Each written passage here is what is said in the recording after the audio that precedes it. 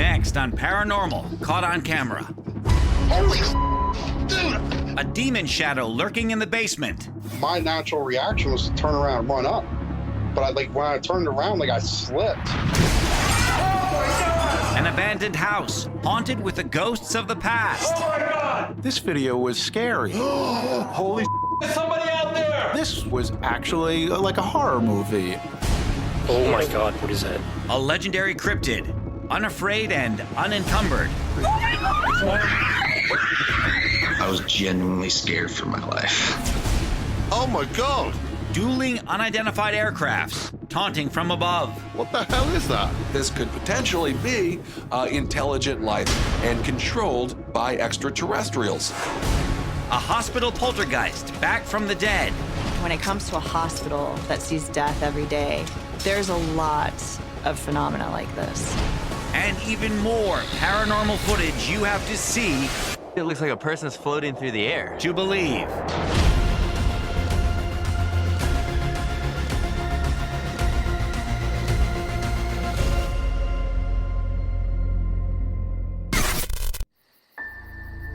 The next time you're in bed about to fall asleep for the evening, take a brief moment to listen.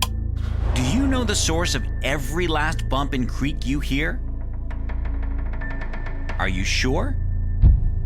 Chances are it's just squeaks in the floors or walls, or maybe noises from the furnace. But in some cases, those sounds may mean that you're not alone, and that an uninvited entity has made your house its home.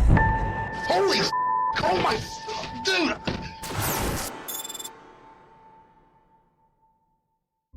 Consider the case of Jesse Morgan. In December of 2016, Morgan, a native of Pelham, Pennsylvania, had grown accustomed to hearing strange sounds coming from his basement. I'm videotaping because I keep hearing some crazy coming from my basement. I'm just going. It sounded like someone walking up down the steps. My name's Jesse Morgan, and I kept hearing stuff down in the basement, or when I'd go upstairs, me and my wife, when we'll go upstairs to go to bed, I would hear something walking around. I'm going down, and I decided to videotape it to have proof for my wife. She doesn't believe me. All right, here we go. Hello, I know I hear you down here. I know I heard you. Holy oh my dude!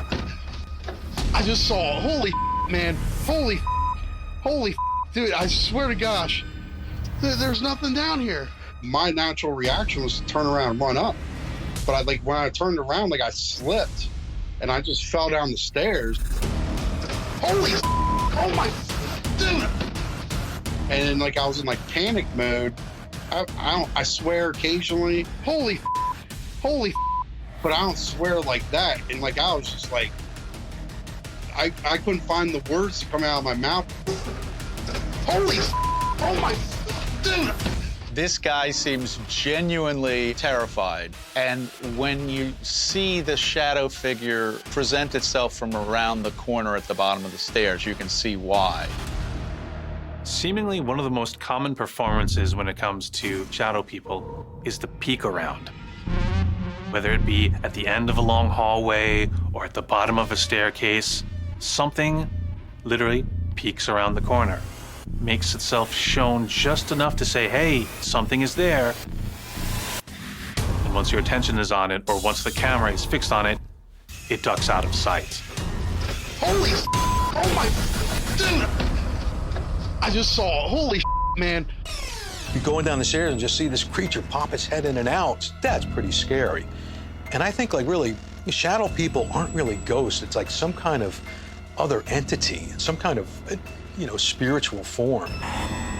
Shadow people are different from ghosts in that they were never living people to begin with. They're kind of conscious entities that exist on their own.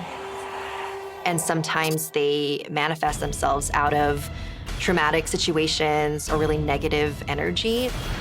It definitely blew my mind to the point where I actually moved my family out of the house within the next 6 months. Jesse moved with his family into an old house in nearby York, where the odd activity continued. just in our new house. I moved, and tonight, just stuff is happening. My dog is acting nuts. Keep your eye on the decorative box on top of the mantle. My dog is acting nuts, and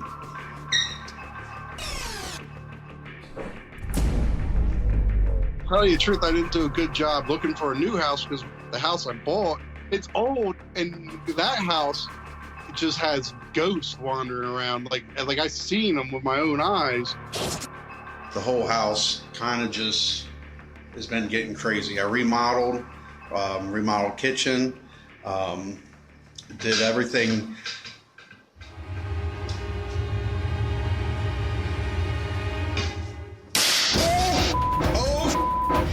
When I walked into the dining room, I heard something hitting, and I turned around and I saw our little picture moving.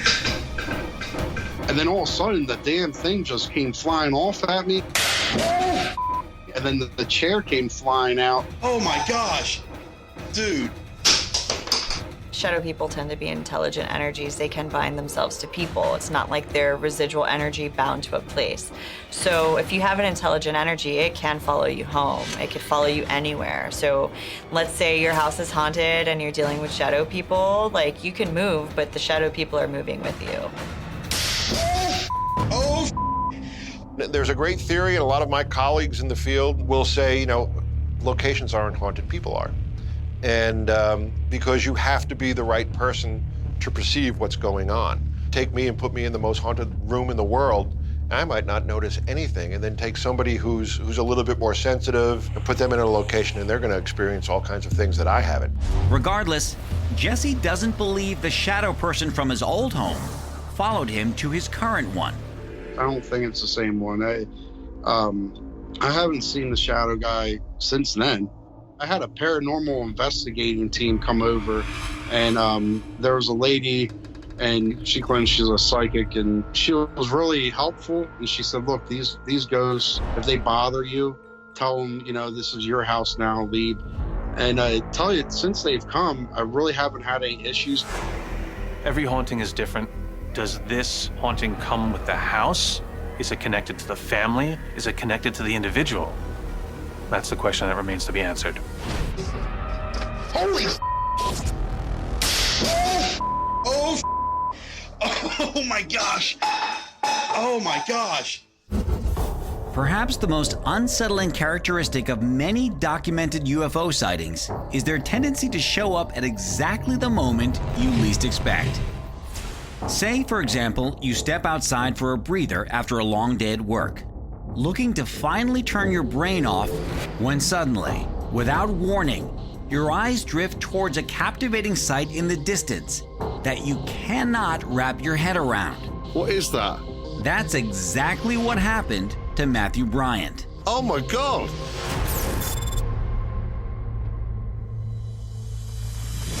In September of 2018, Bryant, a native of Bath, England, was finishing up his day at a local lumber shop with a few of his co-workers.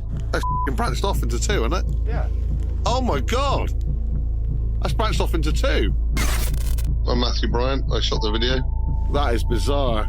We're working quite late at my business, and we popped outside about 8 o'clock, I think, for fresh air. And one of my colleagues seen this thing in the sky. So I got my phone out and started to record. And what he recorded defied explanation. That was one. Now it's two. Fireworks don't do that, or flares. One unidentified aircraft became two, and those two flew together in synchronicity, as if putting on a show specifically for Matthew. What is that? What we're looking at here is footage of two UFOs acting autonomously, but yet in unison. That makes me believe that this could potentially be intelligent life and controlled by extraterrestrials. That's what makes this footage so compelling. They seem to be dancing with each other, yet there's no flight pattern per se. They're independent of each other. They seem to be flying with a will of their own in a sort of pattern of their own. But the show had only just begun. What the hell is it? Soon, one of the aircrafts disappeared into thin air. The other was disappearing, look. See it? It's disappeared. And then, a few moments later, the remaining aircraft began to emit something even more curious. Hey? That's fireworks. What is that? Yeah, but fireworks don't act like that. Do they? Not for that long. What the? I couldn't believe what I was seeing. It was quite an unusual event.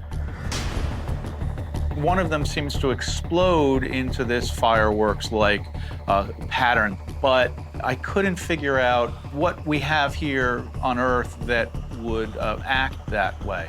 That's bizarre. Weird. Fireworks don't act like that. They don't go down and up, do they? I wasn't scared at all. I was intrigued. You know, I found it very exciting, and I was confused more than anything.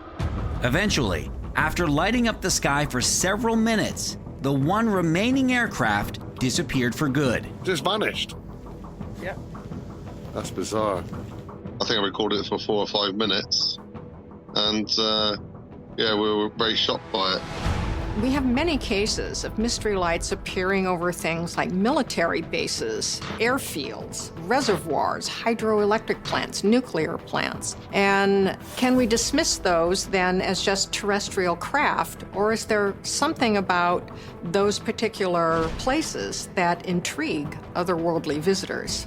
There are several bases in this area, so we see military planes around here, but I've never seen anything like that, because it was just doing things that, you know, a plane couldn't do. And I certainly can't explain it. The activity that takes place in this video could be some sort of top secret government equipment. Who knows what they're creating, and they don't want the general public to know what they're working on. There's all kinds of things that have come out in the past years, including the stealth bomber, which was once thought to be a UFO itself. Look at it. Look, that's it. That's being controlled. I'm not a UFO geek, you know, but I've read stories and stuff where, you know, the government are testing craft in the area, but I've seen things now that, you know, I just can't explain, you know? Oh my God, what the hell is it? Coming up, exploring an abandoned property? The ghosts may not like that. Oh my God! Oh my God!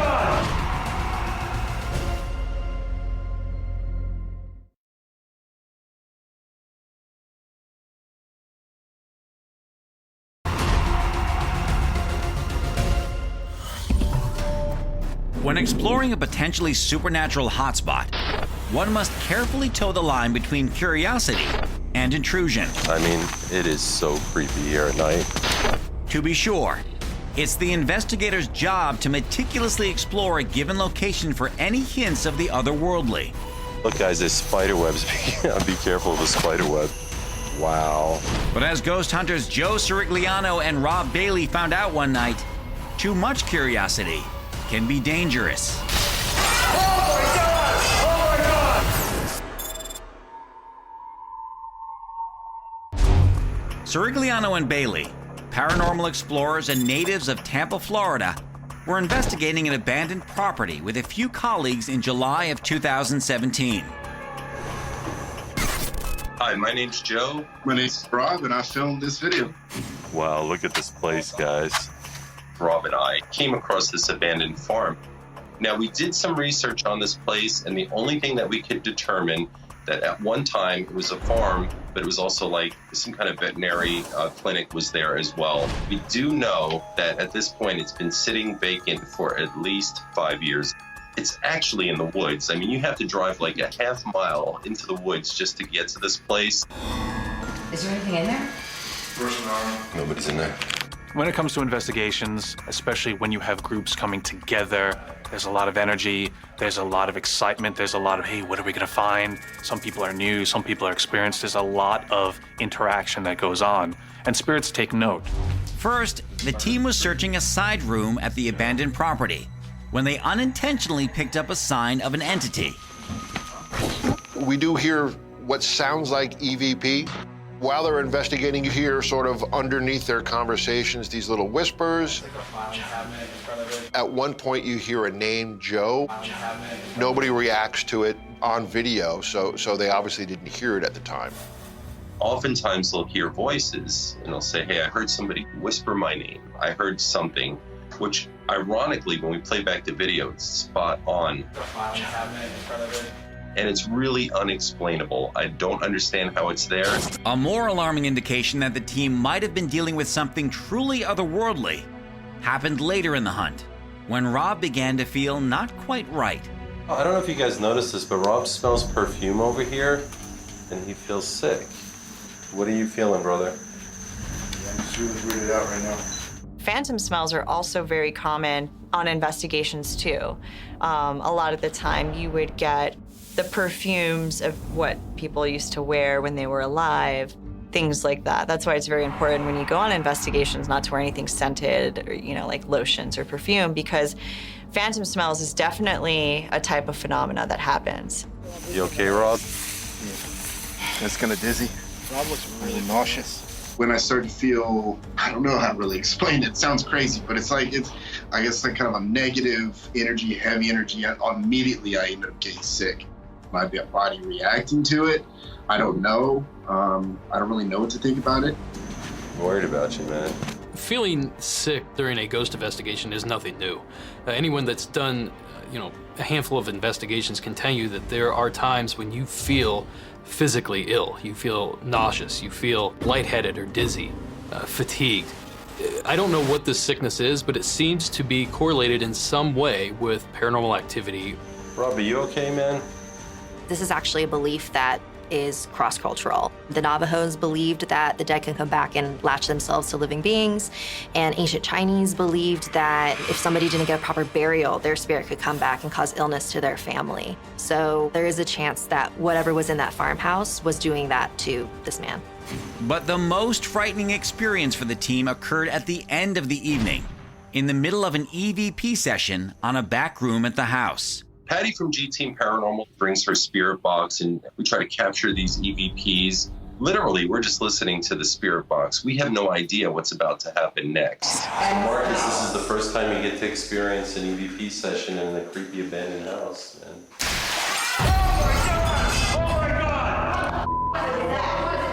Suddenly, something crashed through the house's window, sending everyone scrambling. But Joe went right towards the source. What the is that? Holy somebody out there! Somebody out there! What the do you want, man? This video was actually scary. I mean, a lot of the videos that you see of ghosts, that's just a fleeting glimpse or a shadow. This was actually like a horror movie. Holy somebody out there! What they caught on the camera was just some kind of like white blur. It really wasn't anything, that they captured that you could really tell what it was, whether it was human or inhuman.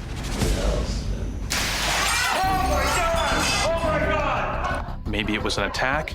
Maybe it was just an acknowledgement, hey, I'm here. But I've seen this before where something happens and it causes people to leave. They don't want to further any aggression by staying, so they get out. Guys, go out the front door. Holy go. Fearing the group was in danger, Joe ushered everyone out of the house.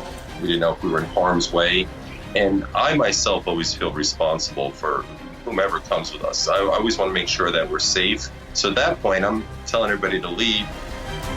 But despite the potentially hazardous activity they experienced that night, Joe and Rob aren't deterred from further investigating the paranormal. Rob and I never really set out to be ghost hunters. And I kind of come across the theory in my own head as to why this happens to us. One is that we're sensitive to these things for some odd reason. You okay, Rob? It's kind of dizzy. But I think also too, it's because we both keep a faith and we keep a positive attitude. And I think sometimes when you bring light into a dark situation, sometimes that dark situation doesn't like that.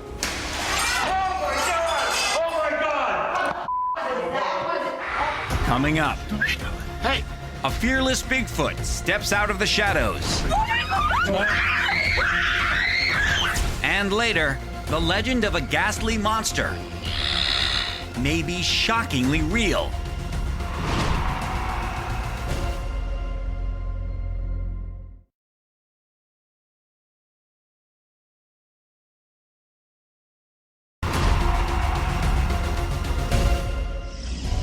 Almost all anecdotal evidence of Bigfoot has the fabled creature as something of a legendary recluse.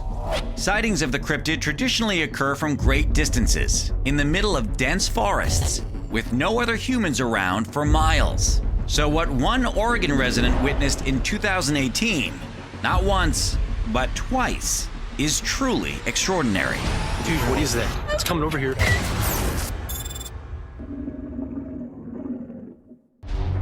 Colin Haggerty, a native of Beaverton, Oregon, was visiting his friend's family ranch in nearby Maupin when his friend's father heard strange noises coming from the surrounding woods. My name is Colin Haggerty. Sort of around sunset, we were hanging out in the barn and got a text from my friend's dad that he was hearing noises. So we went over to the porch, listened, and we heard like howls in like intervals for like 2 or 3 minutes. And we look out into the tree line and there's this big thing walking. There it is. It's right there. It's right there. Come on. Holy Come on.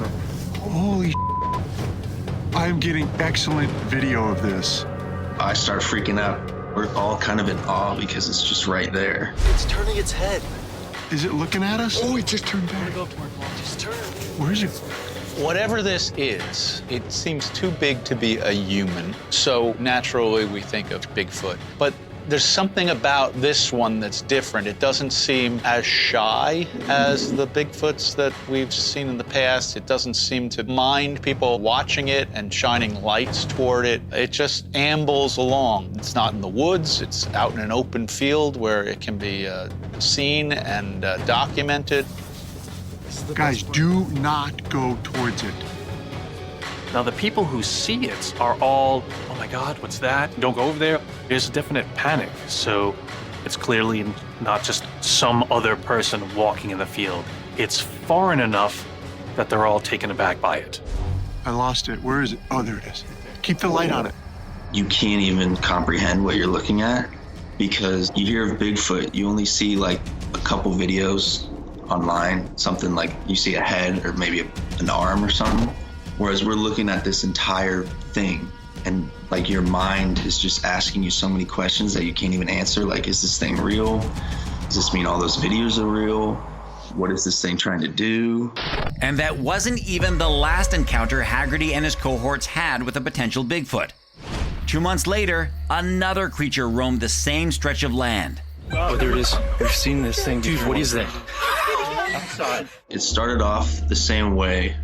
We were hanging out with my friend's family, so there's probably 12 people there. Oh my God, what is that? Oh my God, Can someone get the flashlight? There's this big black hairy figure, and my friend's dad's brother yells out at him, Hey! Hey! and it starts walking towards us. Hey! Oh, that's great. Which is like the most freakiest thing I've ever experienced. This isn't a game. There are not that many instances of hostility in Bigfoots. They're often seen in a retreat from a witness. They're shy and they like to keep their distance. Oh my God. If it is in fact a Sasquatch type creature, it's not behaving the way it should. It almost behaves as if it's ill or just attracting attention rather than trying to avoid it.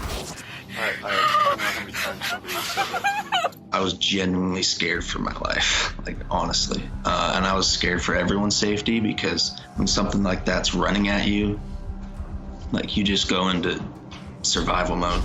Eventually, the creature wandered off again. There was a couple of people that were trying to debate whether we should follow it or not. And I was like, you don't want to follow that thing after what just happened. My heart is pounding right now.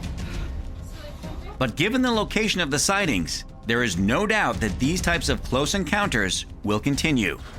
I've spent enough time in the Pacific Northwest to know that there are a lot of Bigfoot-themed restaurants, stores, museums. A lot of people believe because it's just part of their folklore, it's part of the fabric of their culture. I would imagine many people in Oregon and those states have seen a lot of weird stuff that they probably don't even tell anybody. A lot of times people see these things and they don't want to tell anybody. They're afraid to like actually admit that they saw something they can't explain. Oh my God, oh my God. It's coming over here. Looking at this thing, I mean, above 7 feet, at least 400, 500 pounds. Like walking in a field, you're just in shock and awe. Hey! Hey! Oh, that's great. Coming up, a haunted hospital with an entity that will not rest in peace.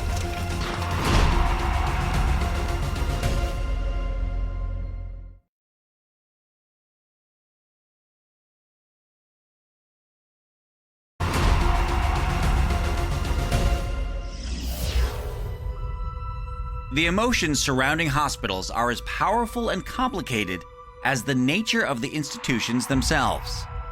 They are at once places of optimism, where people go to heal and recuperate.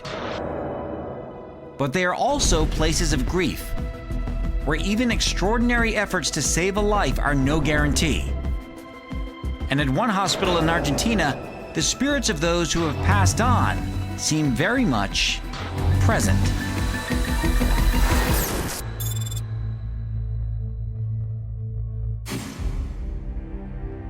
I think logically a hospital would be fertile ground for spiritual activity. This is where people become departed from their bodies, where spirits leave their human host. Where they go from there, perhaps nowhere, perhaps they stay there. Evidence of this may have been captured at a hospital in Rosario, Argentina, during a quiet night back in 2017, when the facility's security camera captured a lone gurney acting very peculiar.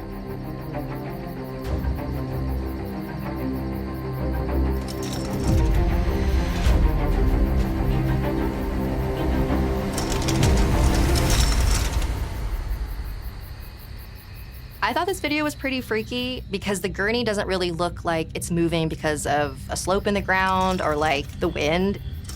It looked real to me. That's your typical poltergeist activity that would move stuff around haphazardly.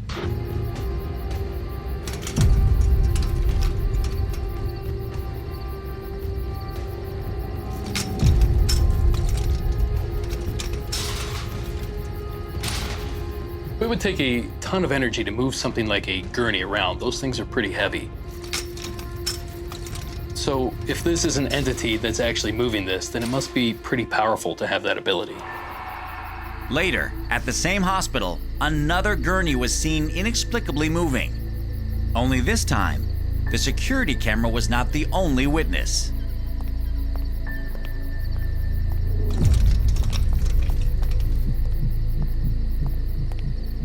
There doesn't seem to be any rationale for why it's moving, and the fact that it moved so abruptly, you can see that he was taken by surprise by that. His reaction to it makes me think something is amiss here. People like to romanticize the idea that a place needs to be old to be haunted. But when it comes to a hospital that sees death every day, even a modern hospital can have types of phenomena like this. I've talked to a lot of nurses and doctors who have had experiences in hospitals, and they kind of keep it on the down low for obvious reasons. But there's a lot of emotion involved in hospitals and a lot of tension. And I believe that these energies and emotions can be imprinted on a location. In a place so emotionally fraught, is it possible that these are not the only instances of objects being moved by an unseen force, but just the ones that have been seen? Paranormal activity is a 24/7 occurrence, but the reason that we don't often observe it during the daytime is because during the day, there's the hustle and bustle of the hospital. We're going about our jobs, our lives. We don't often have the focus to see what's right in front of us. But at night, it's quieter. Things are slower. So when the activity does present itself, we're more apt to notice it. We don't really know why this particular gurney would be flinging itself around on the walkway. What was it used for? Was it used to carry bodies to the morgue? Might there be some sort of spirit attachment to it? Most often when it comes to poltergeist activity, it's a spirit trying to make contact. Spirits just want their stories told. So what story is this spirit trying to tell by moving the gurney? It's impossible to say, but it's definitely something that is trying to get our attention.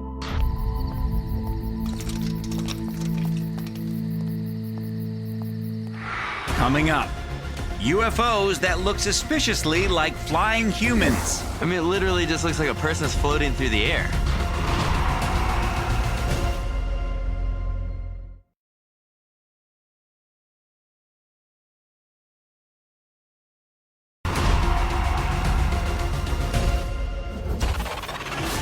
As humans, we've demonstrated throughout the course of history that we're capable of almost anything.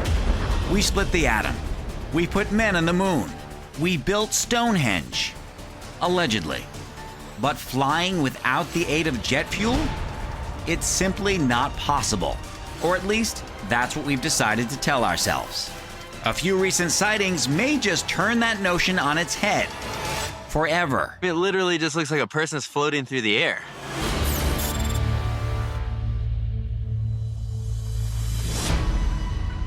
In February of 2016, a man in Gardnerville, Nevada was outside with his friend when he spotted something odd in the distance, floating in the sky. So we were out here throwing the football today, and we see this thing floating through the air. We have no idea what it is, but it doesn't look like an airplane or anything. Based on what he was seeing, the man was forced to draw an unlikely conclusion. I mean, it literally just looks like a person is floating through the air. This video definitely appears to be a man flying in an upright position. Whoa. Now, we've all seen people flying with jetpacks on, and this figure kind of has that posture, but there is no jetpack. So, what is it? I don't know. What it is just another example of a particularly remarkable sighting known as a humanoid UFO.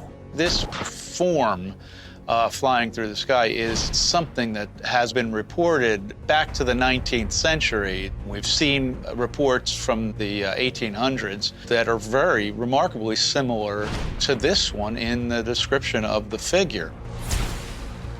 Whoa. Now that people are able to capture things like with their cell phones, we're able to see all these different types of shapes in the sky and not just the typical like 1950s idea of like the flying saucer. Another similar strange incident took place in 2019 in Milton, Ontario, Canada, filmed by a passerby named Marcin Eider. What the f***? What's that? My name is Marcin Eider, and I was the guy behind the video. Is it aliens? I was looking at the sunset, and I just noticed something flying in the air. It wasn't like a solid object, right? You can see through it a little bit. It was definitely not a drone, not balloons. They don't fly like that. Can't zoom in anymore. I can see it better with real eyes.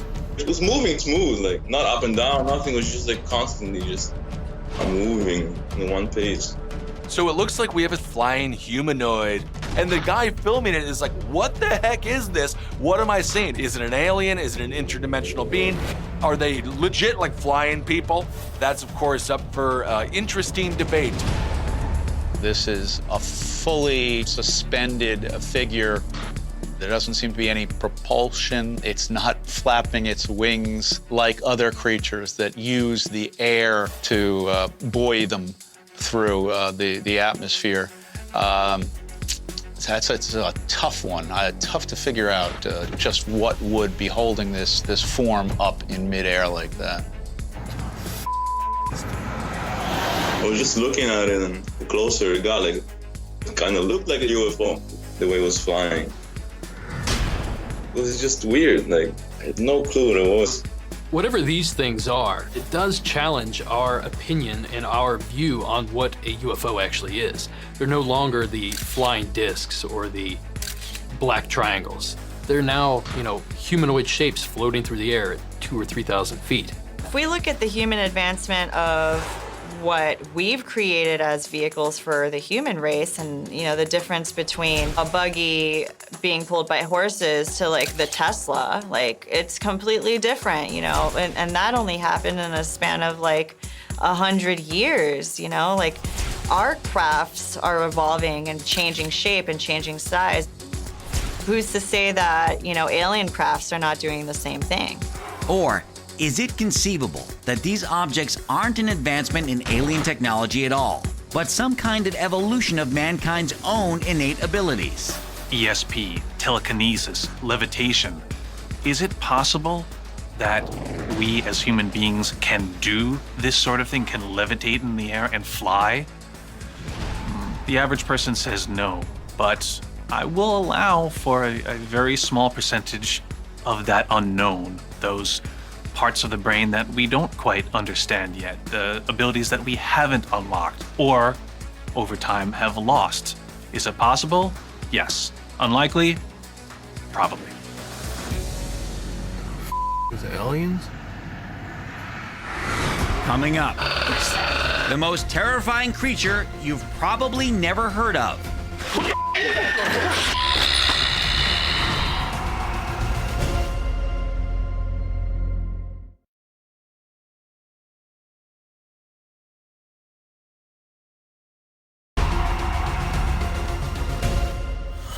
Most people seem to be aware of the purported existence of a few specific cryptids. A majority know about Bigfoot, the Loch Ness Monster, and probably even the Chupacabra. But there is one little-known mythical beast that is arguably more savage, more ghastly, more positively evil than the rest: the Wendigo.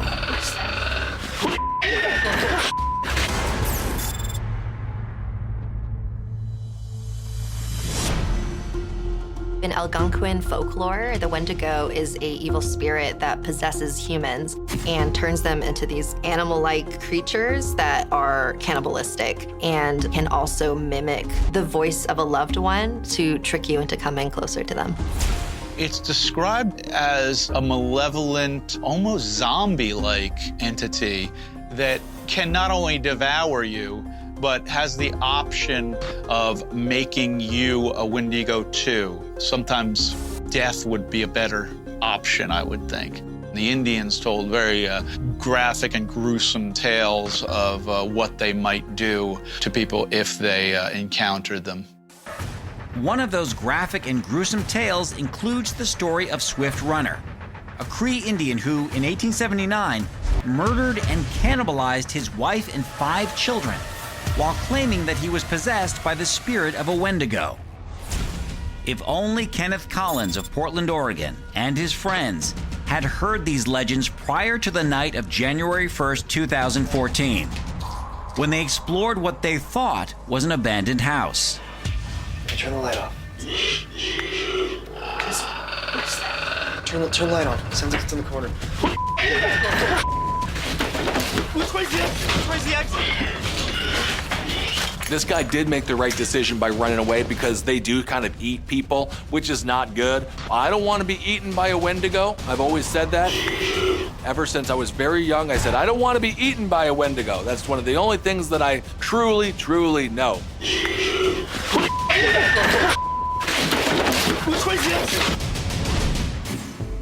I love the lore behind Wendigos. It's so dark, and it goes to the dark aspects of humankind, the things that we would resort to as beings when we're in desperation for food. And Wendigos are kind of like the human demonic embodiment of a person that has to resort to cannibalism. While Wendigo lore has traditionally come from North America, one man in Ukraine believes he too may have recently encountered one of these terrifying creatures. Как-то мрачно, очень мрачно. Еще и в колодце что-то шипит. Может, ужик. Just when you think it couldn't get any scarier in Ukraine, next thing you know, they got to deal with the Wendigo. That is horrifying news for all the people who live in Ukraine. Hello, my name is Eugene, and I took this video on my phone. I do instrument search, that is, the search for relics with a metal detector. And often we go with friends in the amount of 2 or 3 people. The moment I shot that video, I was alone, which frankly may have scared me. Seeing this scary creature, I just thought I was the only one here, and that I simply disappear without a trace, as people disappear without a trace. There would be a backpack and boots. That's why I got kind of creepy, as if no one would have even suggested where I could be found. And here is the instinct of self-preservation, maybe. Turned my legs and I skedaddle into the forest. It looked something like the creature from the Black Lagoon. You see these two white eyes just peek up from under the bridge.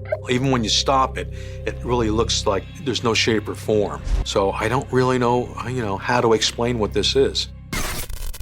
I saw as lit up, sparkled eyes. And I clearly... horror, fear, panic, and now I'm running. Wendigos are generally North American legends by nature, but Ukraine's not that different of a habitat, climate. So if they exist in one place, it's not out of possibility for them to also exist elsewhere. But was it actually a Wendigo that Eugene saw? A lot of people are saying that this is a Wendigo-type creature, but to me, it looks more reminiscent of these goblin-type creatures that have been reported out of Appalachia, Kentucky, West Virginia, that area. You have cases like in Hopkinsville, Kentucky. In the 1950s, a family living on a farm was under siege. It's called the Kelly Hopkinsville Goblin case. Like 30 of these things attacked this cabin. They shot it. There's bullet holes in the walls and everything. They don't have a clue what it is. The cops came, did an investigation, like there's nothing here, and left. And the damn things came back as soon as the cops left. Whatever Eugene saw that day, Wendigo, goblin, or otherwise, he has no interest in going back for another look. Some guys said that it would be worth going there and study this place in detail, maybe even go down into the well. But I'm not a coward. But I'm afraid. Whatever it is, it's downright terrifying. The fact that something like that could be living down there is just spooky. What should you do in the event you witness something paranormal? Here are some tips to get it all on camera. Keep your eyes and your camera on the skies. Always expect the unexpected. Never stop recording. And if you do catch something, email us at submitparanormal@gmail.com and connect with us on social media. Your footage could be seen right here on Paranormal, Caught on Camera.